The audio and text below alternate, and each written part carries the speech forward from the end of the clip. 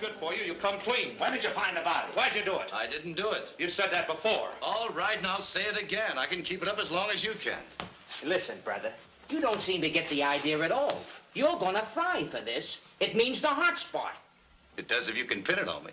But I don't think you can. I think we can. You're a pretty tough guy, aren't you, with the crowd around? Why don't you come out in the open so I can see you? Never mind that. When did you first meet Vicky Lynn? Say, listen, fellas, why don't you let me make a record of it? Then you can play it over to yourselves as often as you like. Go ahead, Frankie, just once more. Pick it up when you met her for the first time in that lunchroom on 8th Avenue. Okay, McDonald, for you, I'll do it. Thanks. I'd been to the fights with a couple of friends of mine. We just dropped in for a cup of coffee. And hotcakes and coffee. Is that all? No, but the rest of it isn't on the menu. You couldn't afford it if it was. Say, you know something? Yes. I'm wasting my time being just an ordinary waitress. Frankie, you're losing your grip. You know, I bet I can take that girl inside of 6 months, put her on top of the ladder. What ladder? You've promoted everything from prize fighters to fan dancers. But I doubt if even you, Maestro, could make a lady out of a hash slinger. Put her in the right clothes, take her to the right places with the right people, and she can get by anywhere. It might be fun trying, even if it didn't work. Here she comes now, Frankie. Pour on the charm. How would you like to go to the El Chico Club tomorrow night? This is where I came in. I'm not kidding. I'll put you in a sable wrap and introduce you to Cafe Society. What do you say? I say you're out of your mind. Eleanor, I wish you had seen me as Romeo. I was magnificent. That was a long time ago, wasn't it? How old are you, anyhow? That, my dear Lady Handler, is a secret that I keep, even from my own mother. Who is that beautiful girl? Good evening, Mr. Christopher. Good evening. I have your table for you.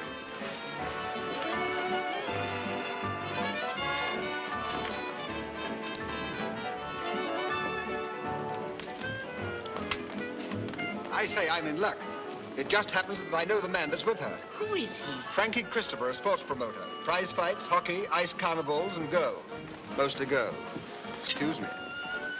Wine with the dinner and coffee later. Very good, sir. Hello, Christopher. Hello, Ray. Miss Lynn, I'd like you to meet the famous actor, Robin Ray. Actor? Really? How do you do? Listen, you little hash slinger, don't give me any of that Lady Vera stuff or I'll bite you. Am I overdoing it? Yes, but not bad. Hello, Christopher. How are things? How do you think? I think yes. Miss Lynn, I'd like you to know Larry Evans, the columnist. Larry, this is Miss Vicky Lynn. How do you do, Mr. Evans? I've read much about you. Indeed, flattering, I hope. Naturally. Most of it appeared in your own column. Ouch. Keep it up, Vicky. You're going swell. Yeah, that last line wasn't in the script. Well, sit down, boys, sit down. Lynn of the Baltimore Lynns by any chance? No, my family came from Boston. The home of the bean, you know. Is that so? Do tell. May I have the next mazurka? Oh, I'd simply love it. Oh, no, you Wait don't. a minute. I didn't bring Miss Lynn for you two chisels to cut in. Come on, boys, fight over. If she dances with anybody, it's going to be with me. Let us settle this dispute by claiming the ancient privilege of age before beauty. Go scuttle yourself. I saw her Why, listen, first. you can't talk to me like that. Gentlemen. I beg your pardon, sir. Lady Handel presents her compliments and would like to have Mr. Christopher and his party have supper with her. Why, we'd be delighted. Well, you're in, Vicky. Just pick up your feet and feel your way. Allow me.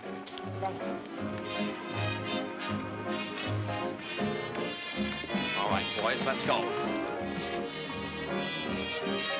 May I present Miss Lynn and Mr. Christopher, Lady Handel.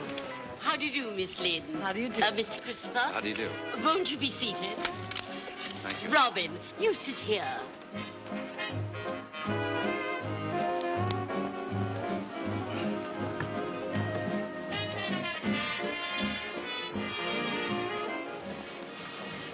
Don't put a price on yourself yet.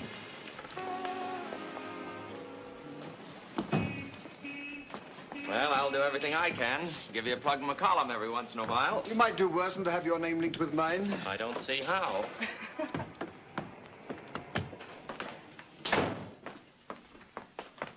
Good evening, Harry. May I please have my key?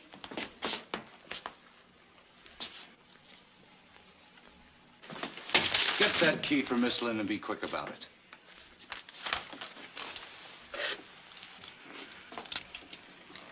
Well, good night, gentlemen. It's been wonderful, and I'm terribly grateful to you all. Well, can't we go up for a moment?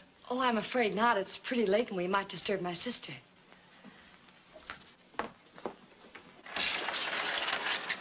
Good night. Good night. Good night. Good night. I'll be around for you the first thing in the morning. I'll be waiting for you. Sister. I hate girls with sisters. What are you beefing about? Have you seen her yet? No, have you? No. Then we're neck and neck. Say, listen, the day I find you and I are neck and neck, I'll know I'm running down.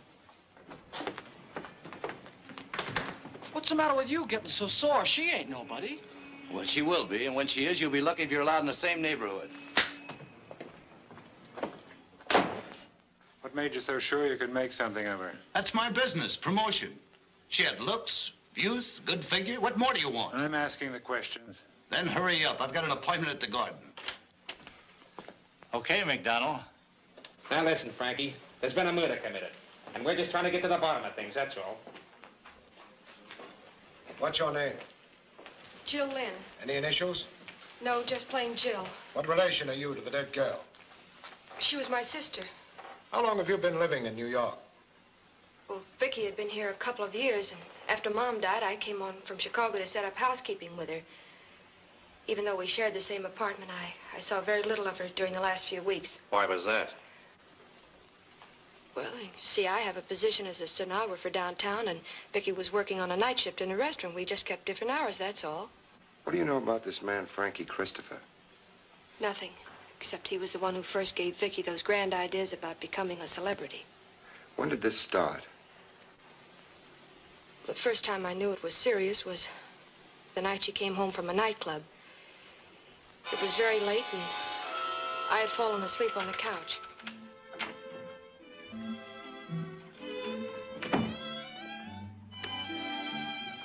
Jill. Jill, what do you think? I've done it. I'm a success. Say, what is all this? You know what happened? Lady Handel invited me over to her table. I met all the big shots. I danced with all the good-looking young men. I've just got dozens and dozens of invitations. Invitations to do what? I'm never going back to that rotten old restaurant job. What? Why should I? Now I realize I've been wasting my time. I can be somebody. Vicky, you're not serious about giving up your job. Of course. Why should I go on slinging hash when I can sling other things? Vicky Lynn, have you gone right out of your mind? No, I haven't. Just come to my senses, that's all. Frankie Christopher thinks I have a great career before me. Who's Frankie Christopher? Oh, Jill, everyone knows Frankie Christopher. He's a famous sports promoter. What does he want you to do, roller skate or go over Niagara Falls in a barrel? Look, Jill, I already have an offer to post for a magazine cover and a cigarette ad. Vicky, wait a minute. When Mom died, we promised we'd look out for each other. I don't want to tell you your business, but don't you think you're making a fool of yourself? What do you mean? Oh, there's Frankie Christopher. People like that, what have they got to do with people like us? Jill, they're going to help me. In what way? They're going to glamorize me. They may have started this thing as a gag, but after taking one look at those $1 million debutantes tonight, I realize I can give them cards and spades and still come out on top. Vicky, you'll never come out on top by any shortcut. One week your face is on the cover of a magazine, the next it's in the ash can. Oh, I know I sound stuffy. Gee, I like a good time as well as the next. Jill, you're terribly sweet, but, well, we are different. I know the things I want, and I know how to get them. So stop worrying about me, huh? Okay. What you need now is sleep. If you lose your looks, you've lost your entire bankroll.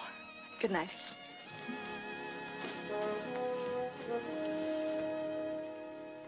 When was the first time you met Frankie Christopher? It was the following morning. I was cooking breakfast.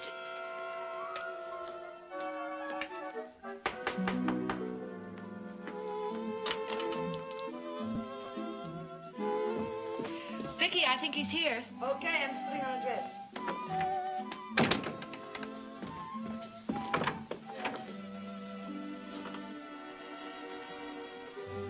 Is Miss Lynn in? Which Miss Lynn? The glamour girl or just the plain, ordinary garden variety? Oh, you're her sister. You're quick. I'm Frankie Christopher. That's what I was afraid of. May I come in? Sure. Of course, this is just a dump, but if you can find a place to sit down, Say, why all the cracks? You don't know anything about me yet. I don't know anything about art, but I know what I like. What's the idea of handing Vicky this line about making her a big shot? That's no line. I believe it sincerely. After all, that's my business, discovering talent, trying to put it across. Here, take a look at that. Feeding time at the zoo. Where are you? I don't believe in having my picture taken. That's for those I'm trying to put across. I just stay in the background where I belong. Modest, aren't you? Not particularly. It's just a superstition, that's all. Is that Frankie? Yes, dear. Hold it for me, Jill. Don't let him get away. You come out and do your own holding. Good morning, Frankie. That's a nice dress you put on. From that moment on, life became just one great dizzy whirl for her. She was asked everywhere. She got offers to pose for advertisements, model clothes, enter the aqua cade, join the ice ballet, every possible form of publicity. She even remembered the singing lessons Mom had paid for and suddenly started to fancy herself as a chanteuse. Frankie even managed to get her a job singing with a name band. And finally, one morning, things came to a climax.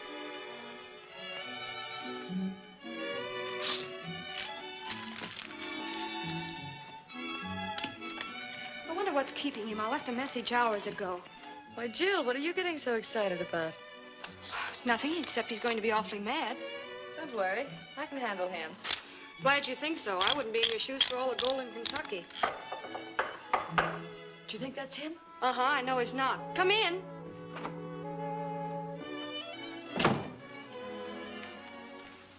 What's up? Well, it's not exactly going to be a wedding.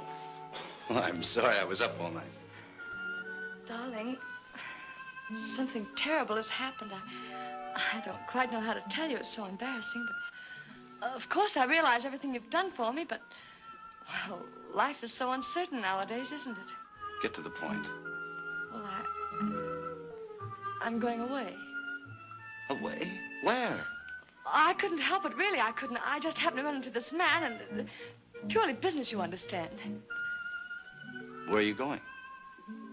To Hollywood. Hollywood?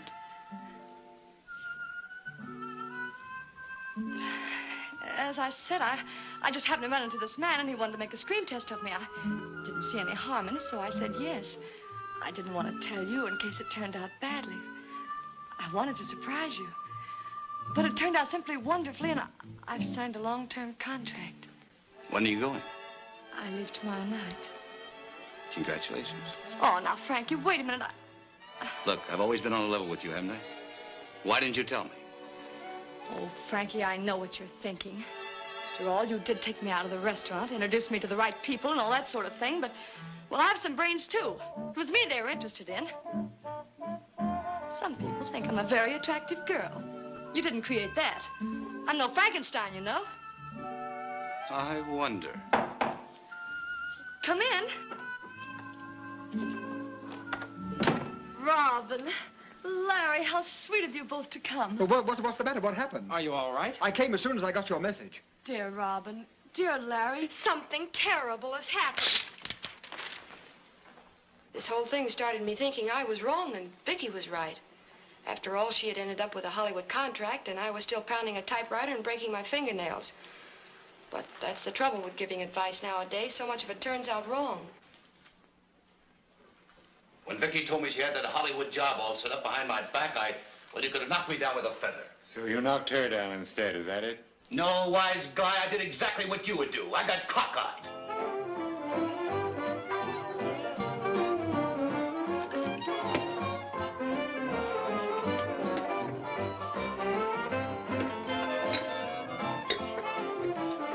Do you mind turning that thing down a little? Not at all. Women are all alike. For Pete's sake, what difference does that make? You've got to have them. They're standard equipment. Can you imagine her walking out on me after all that I've done for her? Me! You've done for her. What have you done for her? Well, I took her around to all the bright spots. I let her be seen with me everywhere. It made her seem important. Why, you parboiled old ham. You don't think anybody thought there was anything between you two, do you? If it hadn't been for my plugging in the column, people would have thought she was your trained nurse. Why, you ink stinking word slinger. I was famous when they were changing your pants 20 times a day. What's the use of bickering? We've all gotten it where Nellie wore the beads, and we may as well admit it. Well, surely you got some fun out of it. That's where you're wrong. All I got was a handshake, a smile, and a promise. I had to sit around with that sourpuss sister of hers half the time waiting for Vicky to come home. You're kidding. On the level. Night after night. Didn't you even get a souvenir? Well, I got this. She gave it to me once when she had an appointment. She told me to go up to her apartment and wait. I waited, and she came in with you. Well, I'll be darned. There's another for the scrapbook. I wonder if there could have been somebody else in her life all the time. Well, if there was, he must have been a locksmith. Was there anyone in her life before this Frankie Christopher? On your last visit to New York, for instance, about a year ago? Any little incident that you can remember may be of enormous help. She was working in the restaurant then and working pretty hard. She didn't have much time for running around and...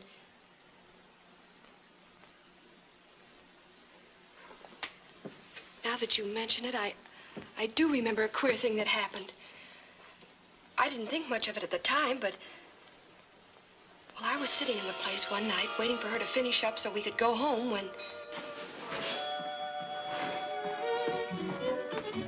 I'll be with you in a minute, sis. Okay.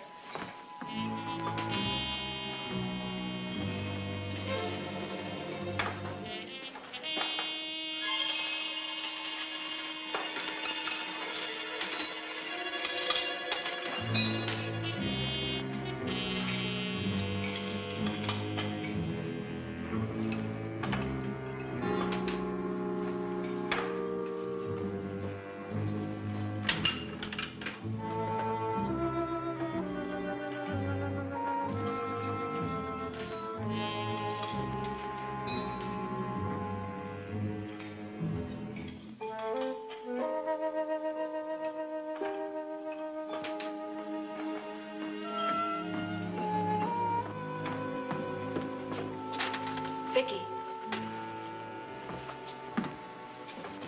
You seem to have an admirer. There was some guy looking through the window at you like the wolf looked at the three little pigs. I'm used to that. With that plate glass window, I've got about as much privacy as a lingerie mannequin. It doesn't mean a thing.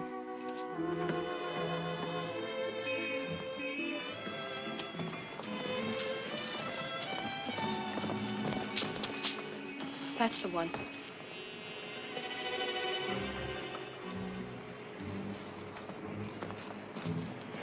Gives me the creeps. You'll have to get used to that. We've got more wolves in New York than they have in Siberia. I saw him several times after that. He never said anything, never accosted us or bothered us in any way, but frightened me. There was something strange about him. The way he'd look at her. The way he'd turn up in the most unexpected places. Perhaps if you could find that man, you'd find the murderer. Mysterious stranger, huh? Young lady, you'll have to do better than that. Me and my partner weren't born yesterday. Why are you trying to protect Frankie Christopher? I'm not trying to protect him. I just don't believe he did it, that's all. Was there ever anything between you and this Frankie Christopher? What are you saying? You know what I'm saying. You were in love with him, weren't you? That's a lie. You were in love with him, and he didn't give you a tumble, so you put your sister out of the way. Let me out of here. You have no right to talk to me like that. Who do you think you are? I'm just a poor, underpaid detective trying to get at the facts. Well, I demand to see somebody in authority. I want to see the head man around here. Get Cornell.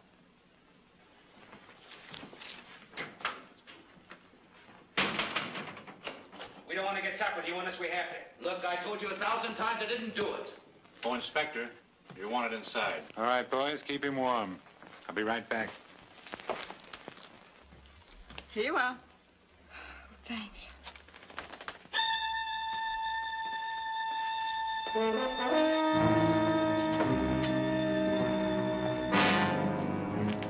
All right, young lady. Here's the head man. That's him. That's the man. What's this? She's crazy. She said she saw a mysterious stranger peeking through the window of the joint where her sister worked. Now she says it's Ed. What about it, Ed? Do you peek through windows? Sure, when it happens to be my district.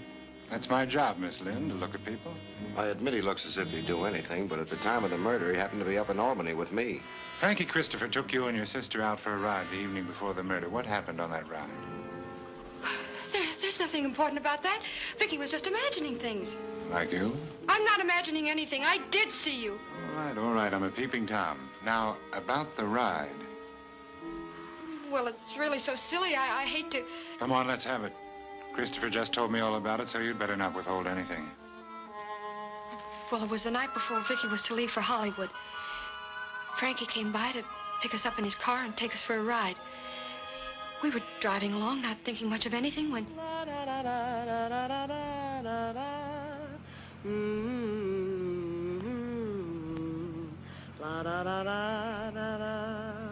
We'll be sorry to see you go, Vicky. No, you won't. You'll be glad. What? You'll be glad to get rid of me. Jill's in love with you, haven't you noticed? Vicky, don't be silly. I'm not silly. I've known it a long time. She's tried to cover it up, but I've known. You're crazy. Nothing like that's ever entered my head. I know. It's much deeper than that. That's why it's so dangerous. Anything might happen. Let's go back now, shall we?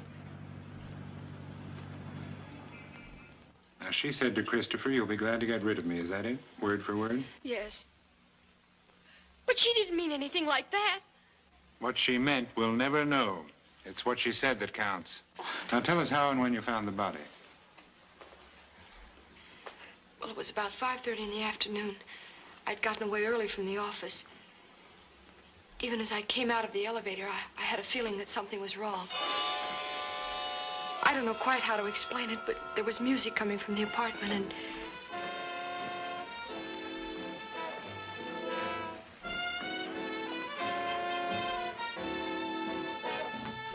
Vicky! I just came in. Just a second. Is she?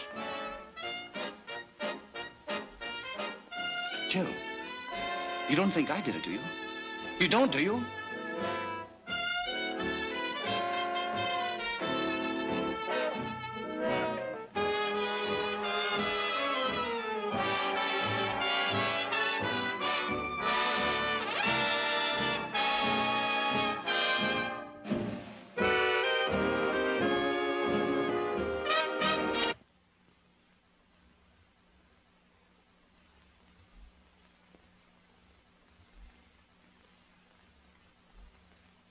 I'm not quite clear on what happened after that.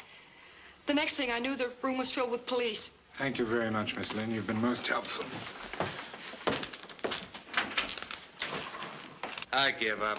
Say, you fellas give up too easy. How about playing a couple games of gin rummy? Exactly what did Vicky mean when she said you'll be glad to get rid of me? Where did you get that? Never mind where I got it, what'd she mean? I don't know.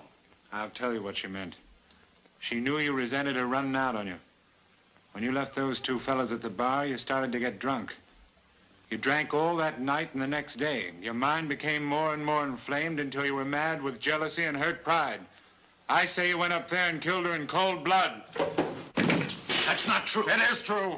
I got a good mind to kill you myself right now. Oh, take it easy, Ed. Take it easy.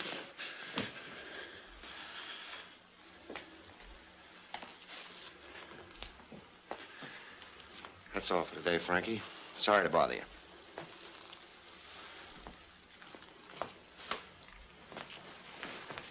How about a couple of tickets for the rodeo? You don't need any seats for the rodeo. All you need is a couple more bulls in here, and you can have one of your own. The assistant DA wants to see Christopher in his office right away. There you are, Frankie. You see, he probably wants to apologize.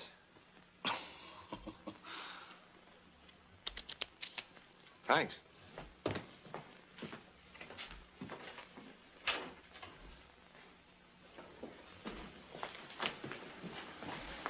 What's the idea of riding him so hard? Donald, I've had 15 years' experience in this racket. If that isn't the look of a guilty man, I'll take the rap myself. Here he comes. What's the dope, Frankie? Give us a break, will you? Yeah, what'd he say? Sorry, boys, no statement. Allow me. What's the idea of the declaration? I hear Ed Cornell is taking charge of the investigation himself. That's right. Brother, when that guy says you're cooked, you're cooked. He hasn't lost a conviction in his entire career. Here, pin the crepe on Cornell. His career's dead.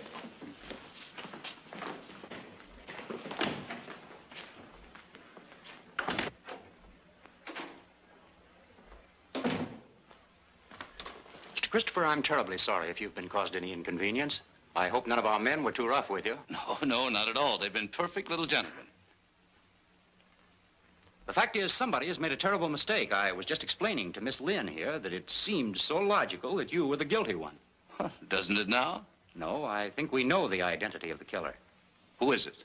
A boy by the name of Harry Williams, switchboard operator at the apartment house. Do you mind if I go now? Not in the least, Miss Lynn. Sorry to have troubled you. Goodbye. Goodbye.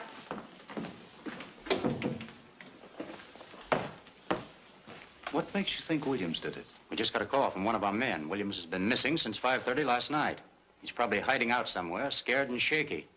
But don't worry, we'll find him. Well, you better be quick about it, because if I find him first, you're going to have another murder on your hands.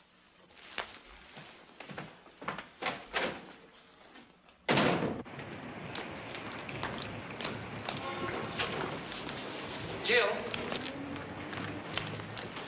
Jill, can't we be friends? This is a nice time to be thinking about that. I'm sorry you told that story about the car. I couldn't help it. Besides, it didn't mean anything anyway. Vicky didn't know what she was saying. You know that, don't you?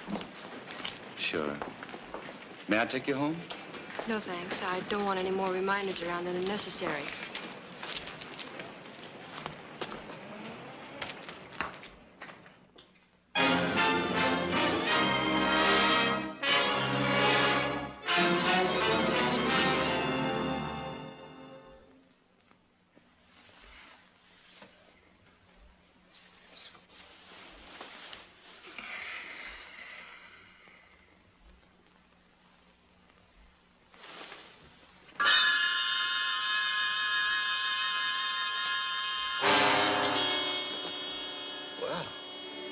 First time I ever had a bad dream with my eyes open. What do you want? Someday you're going to talk in your sleep. When that day comes, I want to be around. It's no use, Cornell. I'm not the type. Have you got a warrant? No. This is strictly my own idea. I'm working on my own time. Then get out of here. I don't like rats in my bedroom. Now, wait. You don't seem to realize I'm doing you a favor. I'm keeping you posted on the progress of this case. For instance, I found this cigarette butt crushed out in her clothes closet. There was also an evening slipper that had been stepped on as if somebody had waited there, hiding. Do you often smoke in clothes closets? Not since I was a kid. It happens to be your brand. According to the latest statistics, 10 million people smoke that brand, including the Army and Navy. Maybe it was a mass murder. I know it doesn't mean much by itself, but every little bit counts. When I get all my evidence together, I'm going to have you tied up like a pig in a slaughterhouse. Perhaps they're keeping it from you, but they told me at headquarters that they think Harry Williams did it. I think they're wrong. Oh, I see. They believe Williams did it, but you're the holdout. You're the bright boy, is that it? Maybe. You know, you're like something out of a museum. You ought to have a magnifying glass and one of those trick hats with ear flaps. Why don't you look in that box? Collar buttons. That's right. Say, you're wonderful. You know, I think I'll carry you around just for laughs. I don't mind the kidding. You're a pretty cocky fellow, Frankie. You've had your own way for a long time. First with Vicky Lynn and now with her sister. Get out of here. Find Harry Williams, that's your job. If I ever catch you around here again, they'll have to pick you up with a sieve.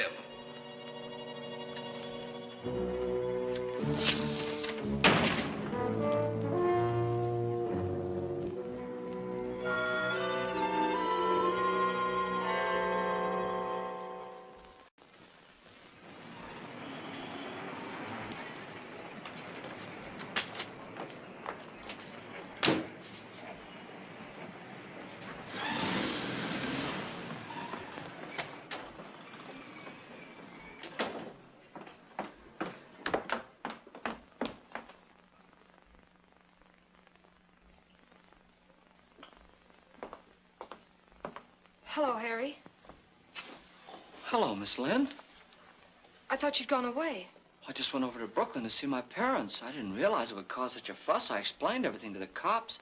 Oh, I thought... Well, you shouldn't have thought that, Miss Lynn. You know I wouldn't do a thing like that, don't you? Yes. I'm moving. I've come for Vicky's things. Yes, I know. The superintendent told me you were coming. I have everything here, all packed and ready to go. But who packed them? I did. Well, you shouldn't have done that. You should have gotten permission. Well, I wanted to help. I thought it might be of some help. Well, as long as you've done it, thanks very much. Will you help me carry them to the cab?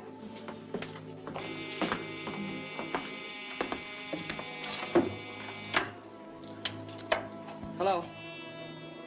Well, just a minute. It's Mr. Christopher. He wants to speak to you. Tell him I'm not in. I've gone away. She's not in. She's gone away. Well, where's she gone? He wants to know where you've gone. Just tell him there's no forwarding address. Sorry, there's no forwarding address.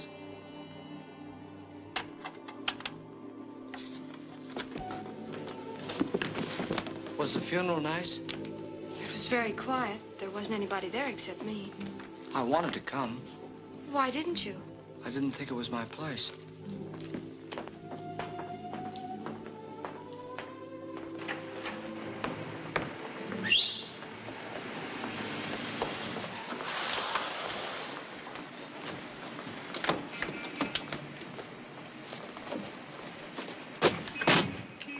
Goodbye, Miss Lynn.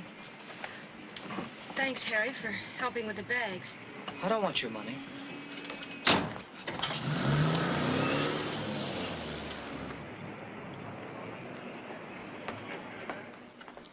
Now, give me those reports on Robin Ray and Larry Evans in the Lynn case. Yes, sir.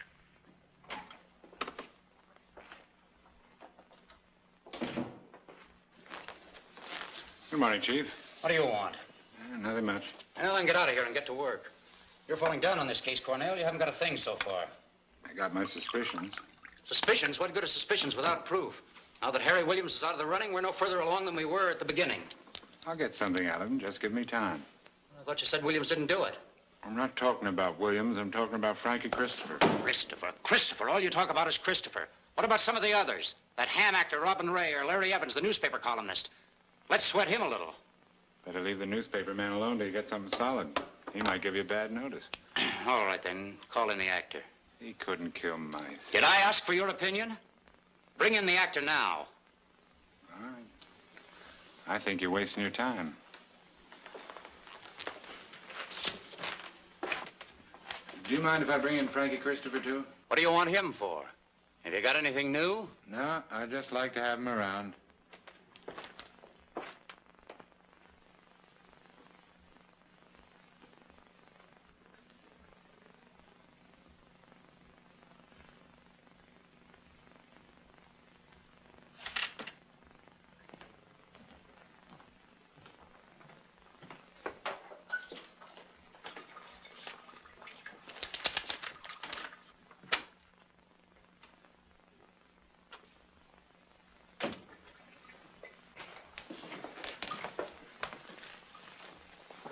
Hello, Robin.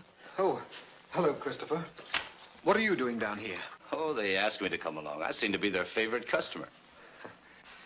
You know, it's perfectly ridiculous.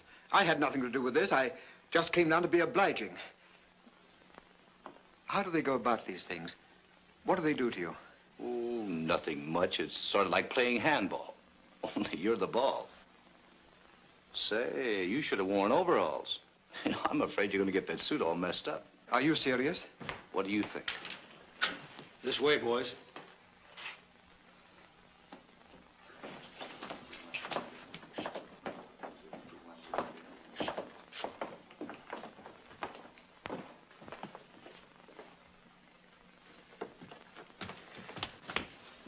Follow me.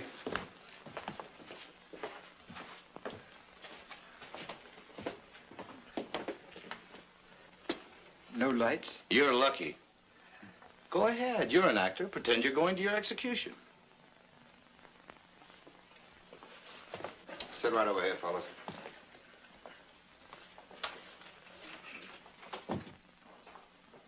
The glow of sunset in the summer sky, the golden flicker of the firefly, the gleam of love light in your lovely eyes. These are the things I love. A silver moonbeam peeping through the trees, a bed of tulips nodding in the breeze, the look you give in answer to my pleas. These are the things I love. Oh, once I thought that life was just a winter thing. My heart was cold, and then you came to me, and like a breath of spring, you turned the silver snow to gold. Let me out! Let me out of here! Pick him up to my office.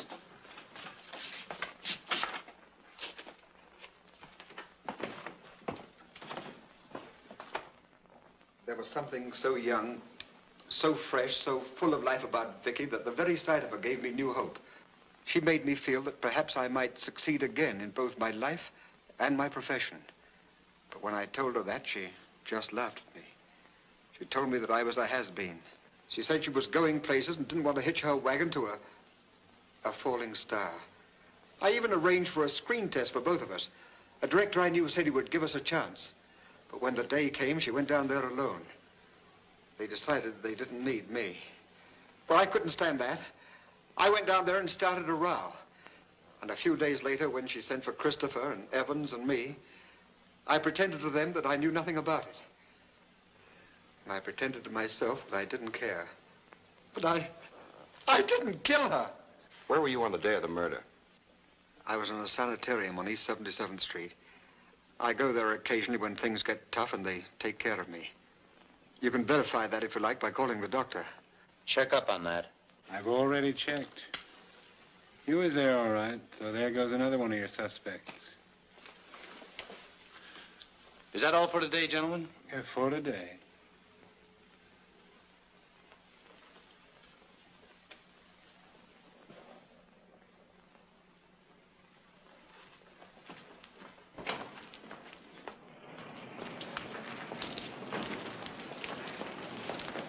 Hello, Frankie. I see they're still letting you out of here. I come and go as I please. They made me a trustee. Cornell must be slipping. According to my calendar, you should be in the death house by now. Uh-oh. Well, if it isn't Operator 13. The nails for your coffin. Hi, Inspector. How about giving me a lift uptown, Frankie? Sure. Always glad to oblige a ghoul. Right this way.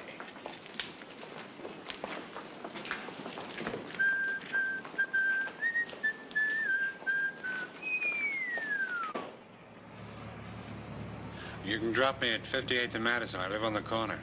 Okay. I'm sorry to have to ask you to do this, but I'm a little short on cash lately. You see, I've spent so much of my own dough trying to build up this case against you. Well, if there's anything you need, just let me know. Oh, I imagine they'll make it right with me when I bring in the material for your trial. They usually do in these cases. I nick a guy on my own time and send him up to the chair. Then I get back pay. Must be a great life. Like a garbage man, only with people. I got practically all the evidence I need now. I could arrest you today for that matter, but you might get some smart mouthpiece and get off with life instead of the chair. I won't be satisfied until I'm sure it's the chair. You're a gay dog, Cornell. You make me feel as if I'm driving a hearse. Well, I know you're a type. I've seen hundreds of them. I don't scare you enough to make you commit suicide, but I worry you just the same. And when the day comes, they all act different. Some scream, a few faint. Some light a cigarette and try a wisecrack. But it sticks in their throats, especially when they're hung.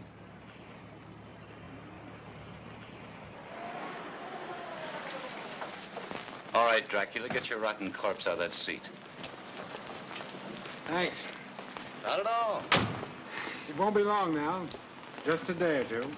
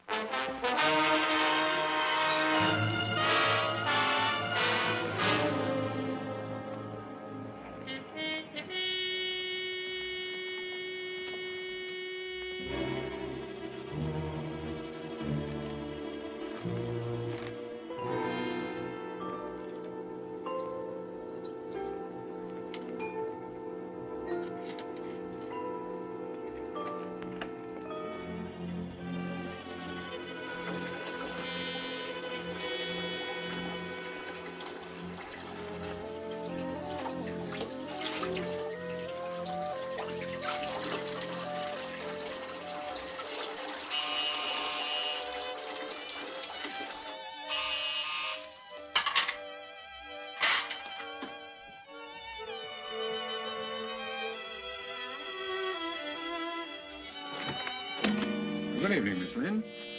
What do you want? I just want to ask you a few questions. You've asked enough questions already. Now go away. Now, don't be like that, Miss Lynn. You want to find the man who killed your sister, don't you? Of course. Maybe I can help you. Maybe you can help me. It's simply a matter of justice.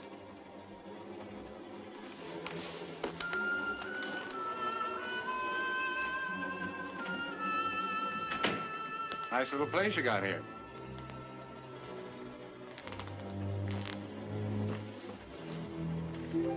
The Garden of Hope.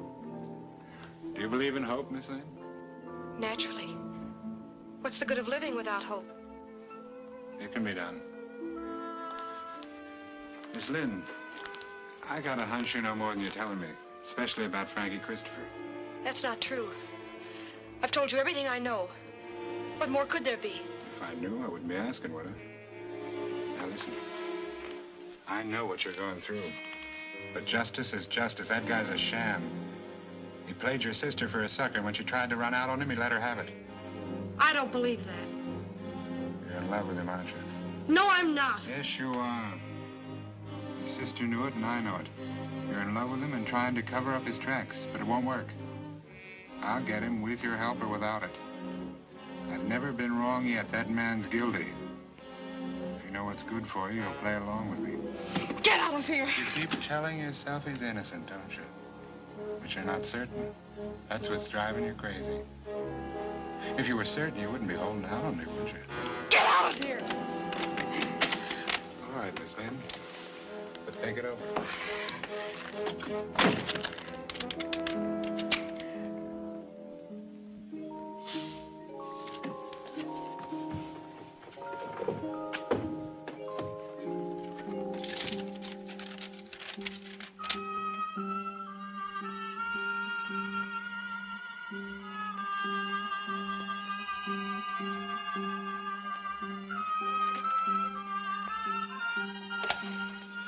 Get me Mr. Frank Christopher, Columbus 46738.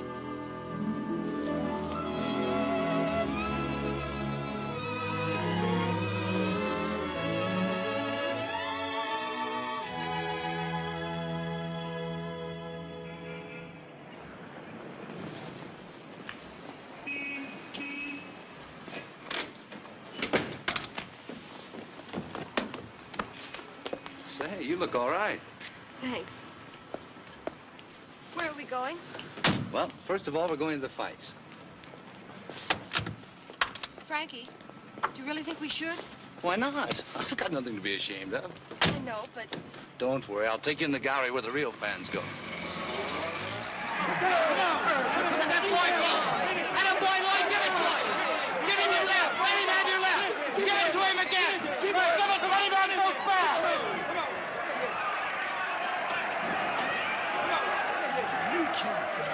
Was that good? Well, it wasn't bad.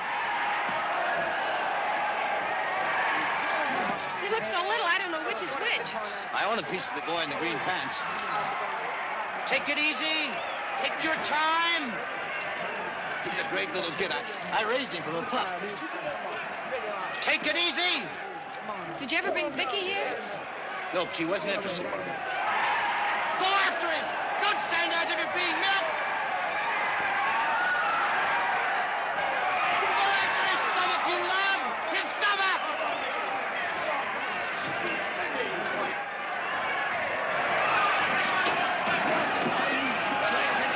Who is it? The one in the green pants. What's he doing? Taking it easy on the floor. 5, 6. Foul! Foul! Well, anyway, he was a great little fighter. I thought he was fine. It was that clumsy referee. He's nearsighted. We only keep him on out of charity. Hello, Frankie. How are you? Hello, Gus. How's business? Not so. I love this neighborhood. I was brought up here. I even miss the L. It used to sound like thunder. Did you ever bring Vicky down here? No, Vicky liked the nightclubs. I've never been in a New York nightclub. What? No. See, I've never known a man who had the cover charge. Lady, we're going to fix that right now. Pegasus Club. Yes, sir.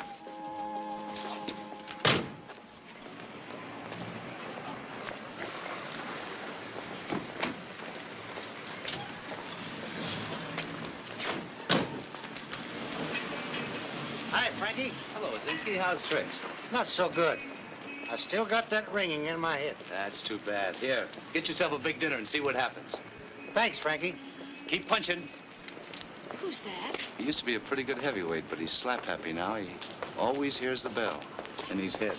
He seemed to know you were going to give him that money. Always do. I may be a has-been myself someday.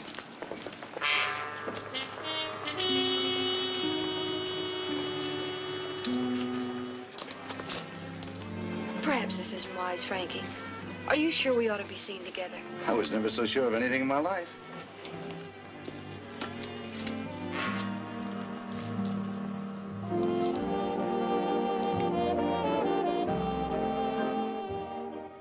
Well, what do you know about that?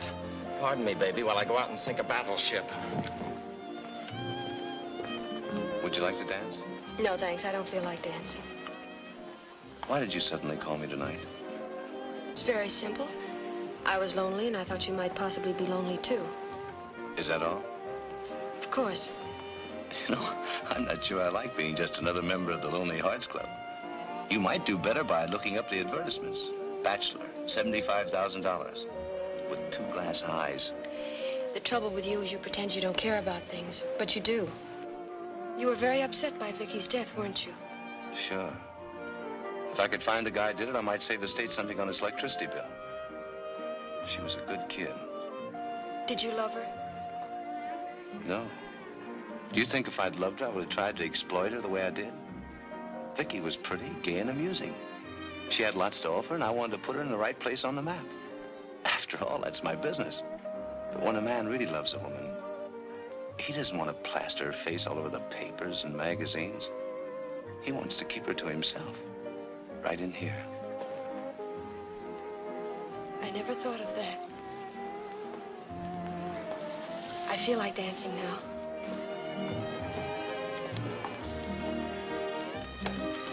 Scrap the stuff about the Japanese spy with the Kodak and run this. What sister of what recently murdered girl is stepping out with the dead girl's boyfriend? Dancing on the grave, I call it. The murderer has yet to be found. You dance well. Vicky said I was terrible. Well, dancing sort of depends. Yes, I know.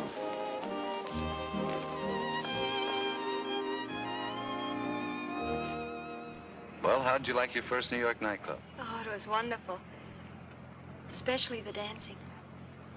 Thanks. Where would you like to go now? It's pretty late.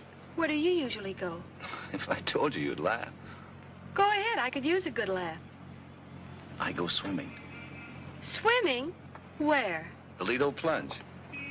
You see, when I was a kid on the East Side, it used to be the biggest adventure of my life whenever I could save up a quarter and go to the Lido. I never got enough of it.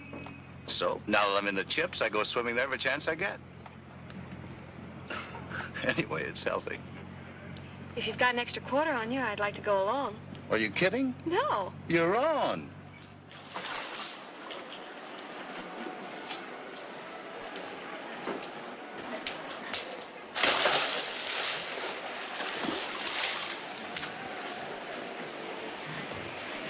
Hello.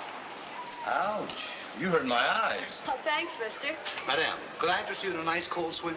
Funny, I was just going to ask you that. Swell. Let's go.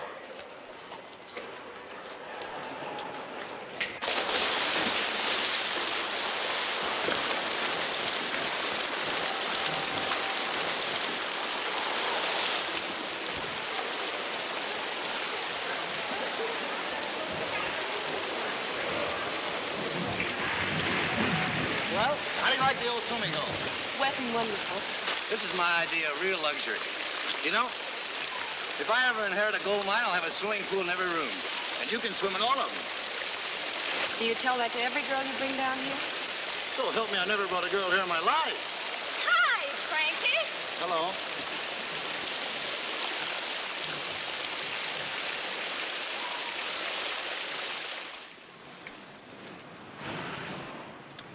Well, here we are. It's been a wonderful evening. Thanks. You've been swell. Frankie, will you come upstairs a minute? There's something of Vicky's I know she'd want you to have. Sure.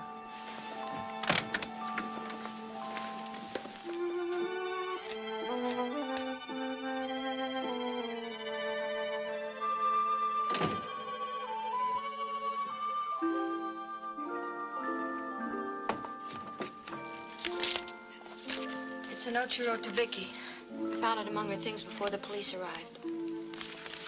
Dear Vicky, after what you did last night, the sooner you're out of the way...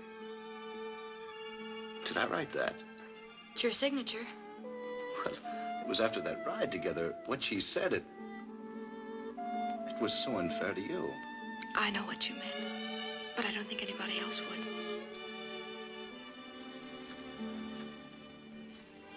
Why didn't you turn this in? I didn't know until tonight. It was when we were dancing. I suddenly understood the letter and a lot of other things besides. I'd like to have a look at that letter, if you don't mind.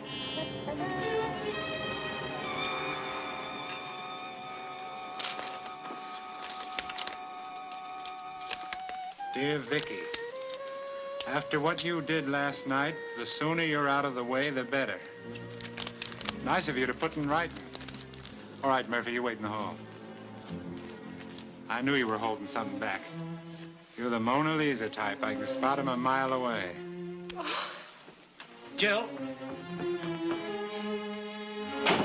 Well, here we are, Frankie. I've looked forward to this moment for a long time. You're trying to frame me, Cornell. I don't have to frame you. You frame yourself. How about this little note? Anybody might have written a note like that. I was burned up. Well, you're going to have plenty of time to cool off before I'm through with you. I found these in your room. Exhibit A, one pair of brass knuckles. And Vicky was hit behind the ear with a weapon the size of a fist, only much harder. It's a frame. You're trying to frame it. You planted those. Oh. A frame. That's what they all say. Murphy saw me take those knuckles from your bureau drawer. Jill, you don't believe all this stuff, do you? What does it matter what she believes? You're like a rat in a box without any holes. Well, they're going to make a hole for you, Mr. Handsome Harry. 6 by 3 filled with quicklime. You shouldn't have done that, Jill. It makes you an accomplice. Quick, through the kitchen. There's a doorway leading to the hall. Go on. Leave the cop to me.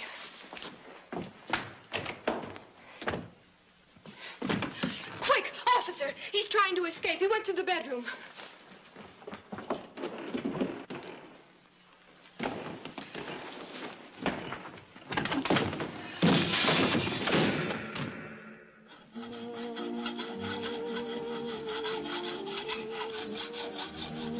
Sorry for being so slow, but I don't do this sort of thing very often. You're going great. Hope the man doesn't mind our using his things. I'll leave him a note of apology. You're a great sport, Jill. You're not so bad yourself. Why did you do it? I don't know. But when I saw you standing there so helpless and that big fathead bullying you, I just had to hit something. Is that the only reason? No. I guess Vicky was right about us, wasn't she? Glad? What do you think?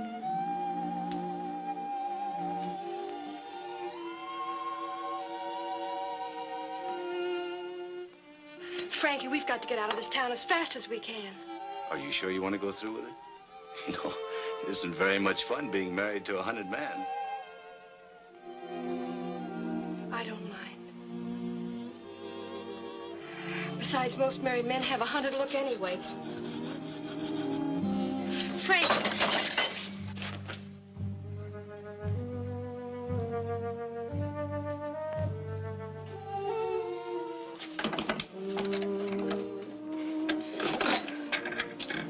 First thing we got to do in the morning is get some money. I've got some laid away in a safe deposit box downtown. Well, they'll be watching that, won't they? Not this one. I put it away under my original name. Frank, you're not really a crook, are you? Of course not. I took the name Christopher because it's easy to spell. What's your real name? I hate to tell you. You've got to tell me if I'm going to use it. Okay. Botticelli. Botticelli. Mrs. Botticelli. Why, that's not bad at all. What are we going to do in the meantime? I'm going to show you how to play hide and seek in the big city.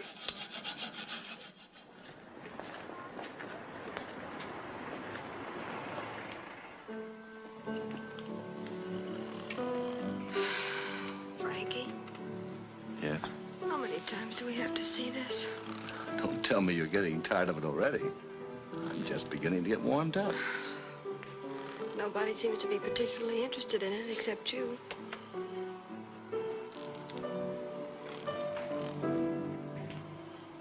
Probably waiting for the revolution.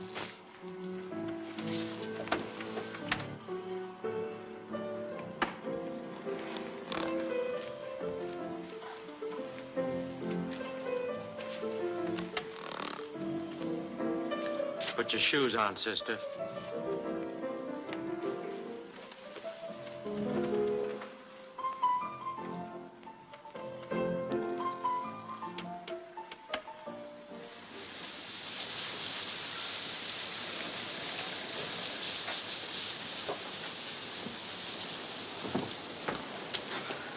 If I had to see that picture once more, I think I'd rather give myself up. I don't blame you. Now listen, I want you to wait for me in the public library until I get the money. Oh, why can't I come with you? I think it's better that we separate for the time being. You'll be safer there. What makes you think that's safe?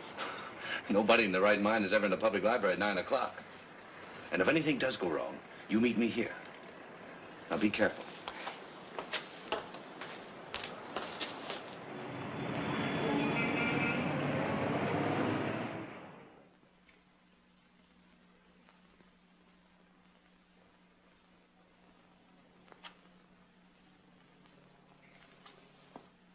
All right, young lady, come along with us. What have you done to Frankie? Never mind about that. Come along. You haven't hurt him, have you? Can't you people read? Sorry, Pops.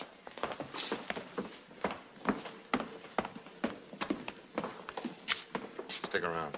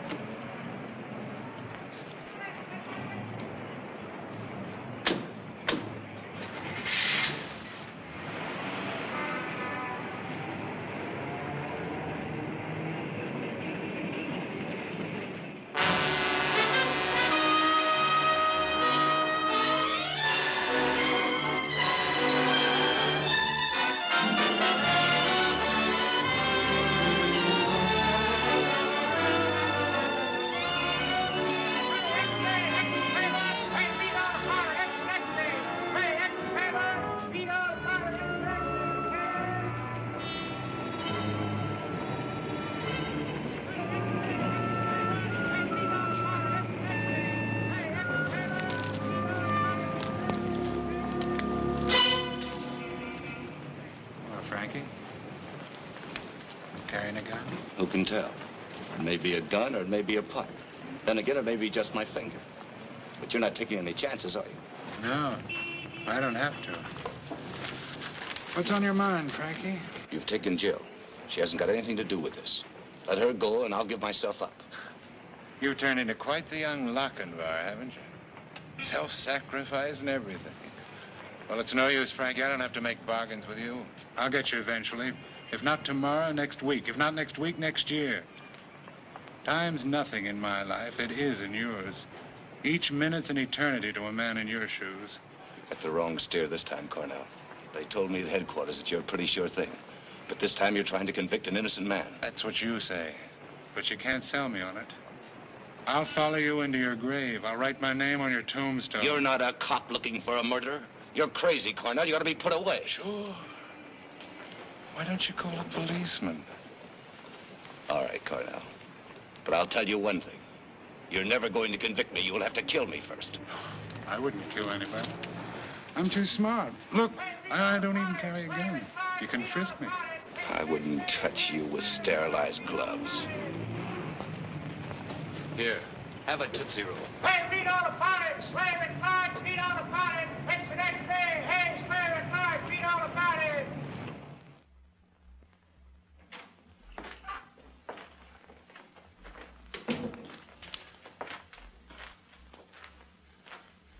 Hello, Chief. Hello? Got a lead on Christopher yet? Did you ever read The Sex Life of the Butterfly by Faber? Cornell, are you crazy? That's funny.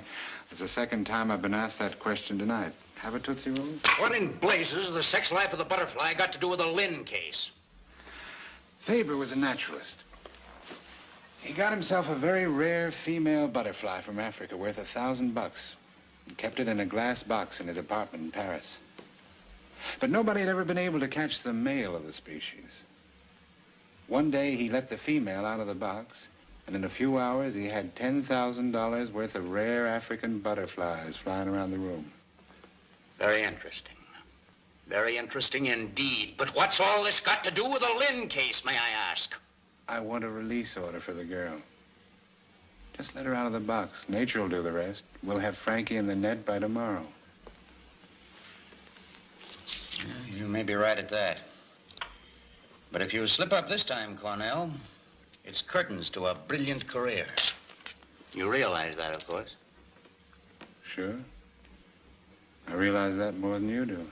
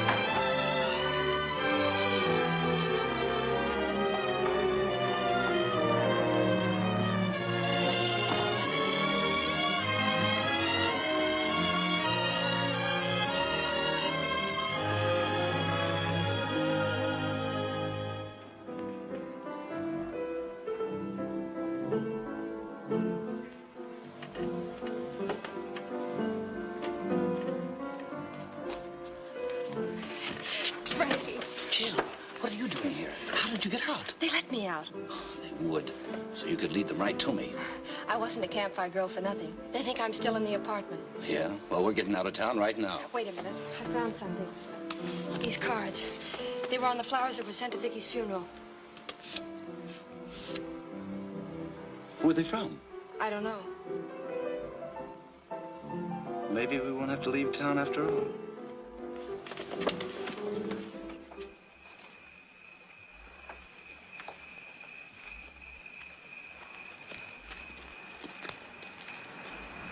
You wait here.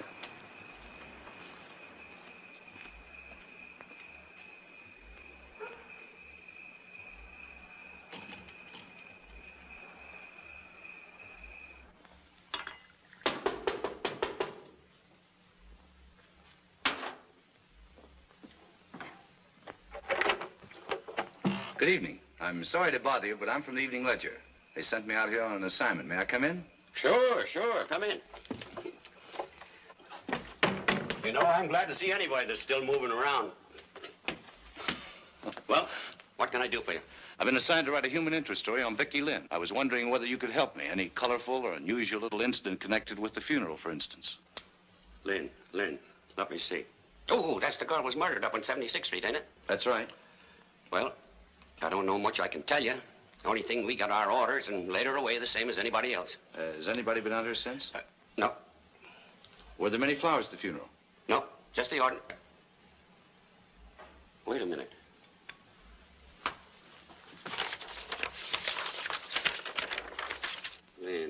Lynn.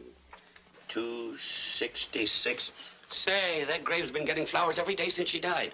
Who'd they come from? I don't know. Never was any signature on the card. Just come regular from some florist around Times Square named Keating or something like that. Do you have a telephone directory? Sure. Over there. Help yourself.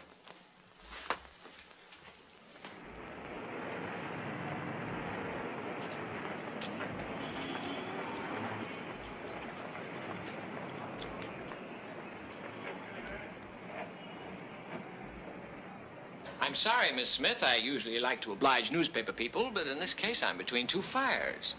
Then the man who's been sending the flowers is also from a newspaper? Well, in a way, yes. But he isn't a reporter. Does he write a column?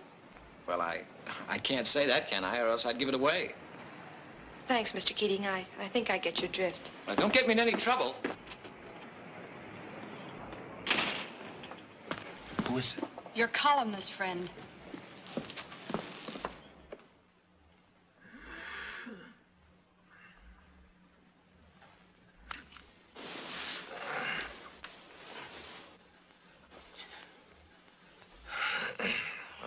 This is a pleasant surprise. What's the idea of breaking into my place like this in the middle of the night? What do you know about the death of Vicky Lynn? You're a fine one to ask that. I know nothing about it. Then why have you been sending flowers to her grave every day? Oh, so you've found out about that, have you?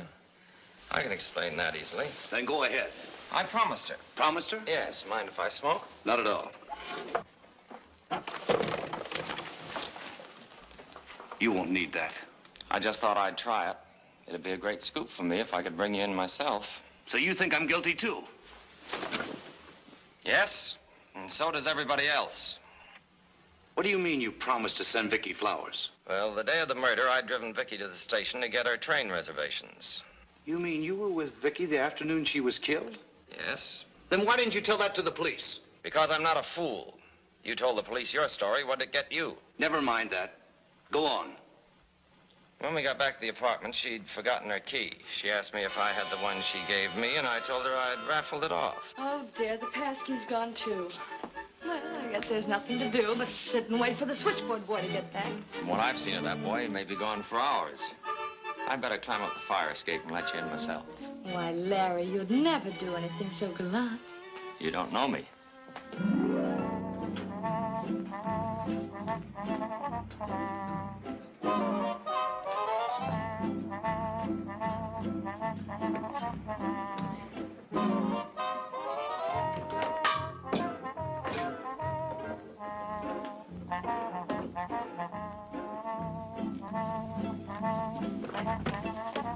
There you are, milady. Larry, you're so sweet. You know, now that I'm leaving, I'm really a little unhappy about it. Oh, forget it. If I weren't sure I'd be a success, I'd never do a thing like this. I'm sure you'll be a success. You've got a heart made out of rock candy. You won't forget me, will you? I won't for at least 2 weeks. 2 weeks isn't very long, is it?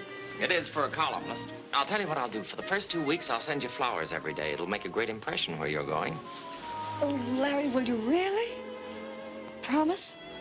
I promise. A promise is a promise. I hope it still makes an impression wherever she is. I think it smells. What did you do after that? I left. Was the boy at the switchboard when you came down? No, I remember the board was buzzing as I passed by.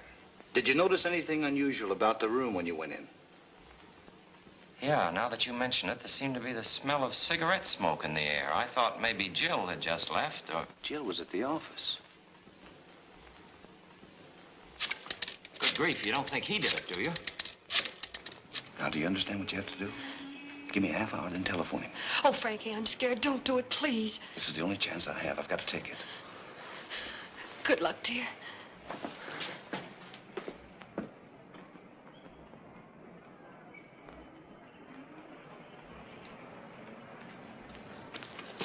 Hold still, Mac. I'd hate to put a hole in you.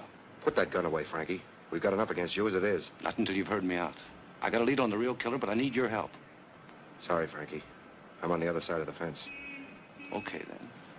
I'll make you a sporting proposition. You trust me for just a half an hour, and I'll trust you. Well, I guess a half hour won't do any harm. But I'll take that just in case. Come on.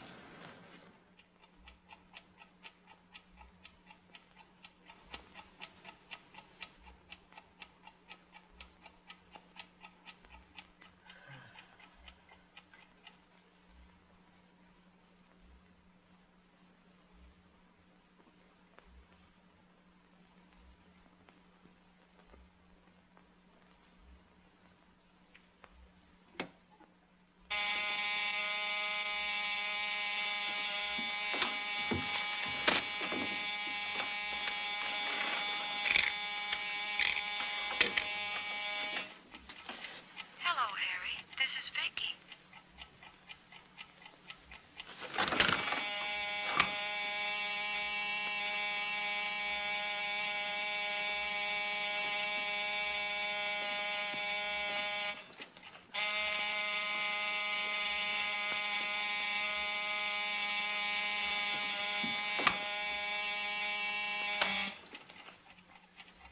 Harry, this is Vicky.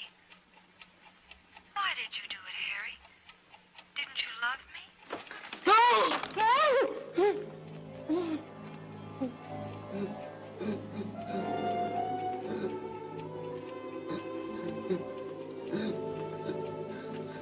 Why did you do it?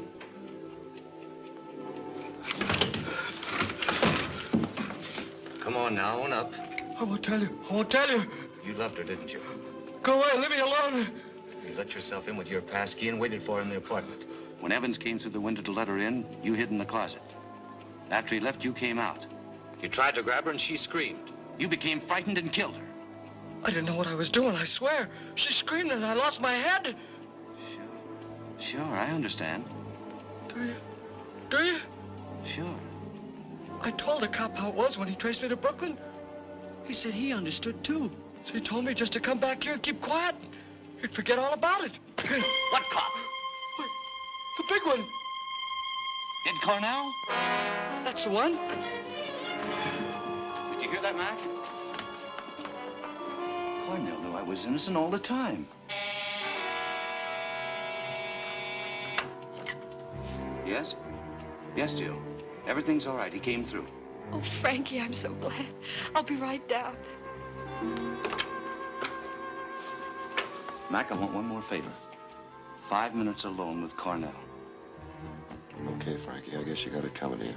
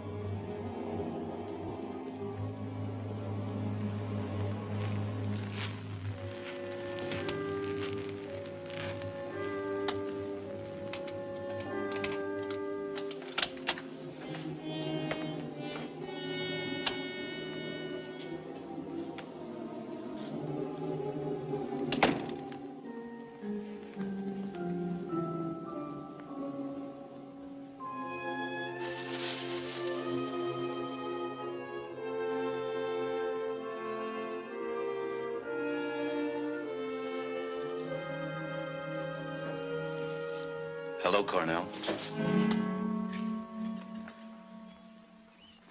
I hope you don't mind my breaking in on you like this.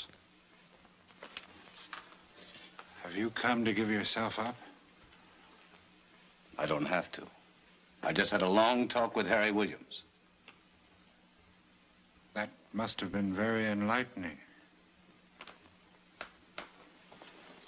Yes, very enlightening.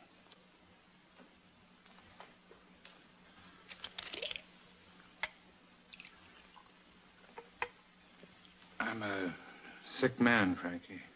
It's your soul, Cornell. Maybe. You knew Williams was the one that killed Vicky all the time. Sure, I'm not dumb. You knew it, and yet you wanted to fry me. That's right. Why? Why didn't you go after Williams? He was the one that killed her. I lost Vicky long before Williams killed her. You were the one who took her away from me, not him. Don't make me laugh. Yeah. I guess it must seem funny to you, a worm like me looking up to a woman like that. I followed her around for months before I got up enough courage to speak to her. I used to hang around the restaurant at night to see that she got home all right. Then finally I got a chance to help her. It was New Year's Eve. 2 guys tried to get fresh with her, so I stepped in.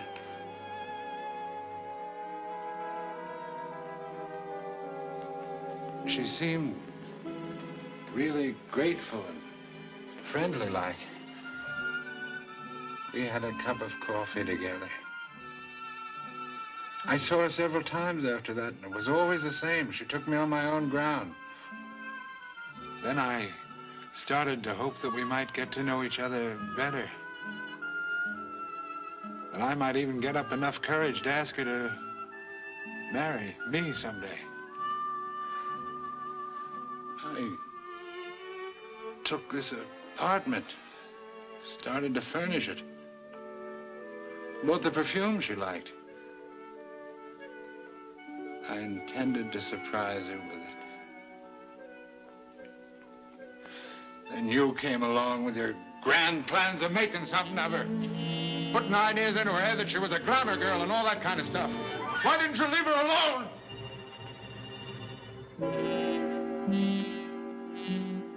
She started getting too good for me. I felt like a fool with this apartment. I could have killed you then, Christopher. Why didn't you? Because I had the hook in your mouth, and I wanted to see you suffer. Well, it's all over now, Cornell. You're going to be put away. Yeah, but not where you think. The guy who sold me this medicine told me it would cure everything.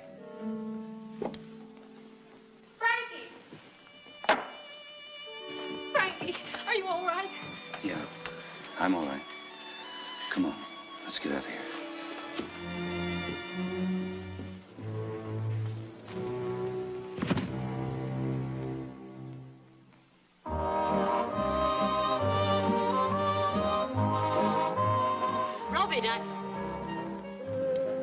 Why, who on earth is that beautiful girl?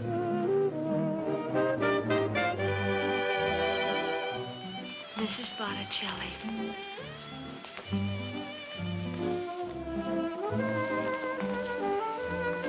I never saw her before in my life. I don't know either. They're both strangers to me.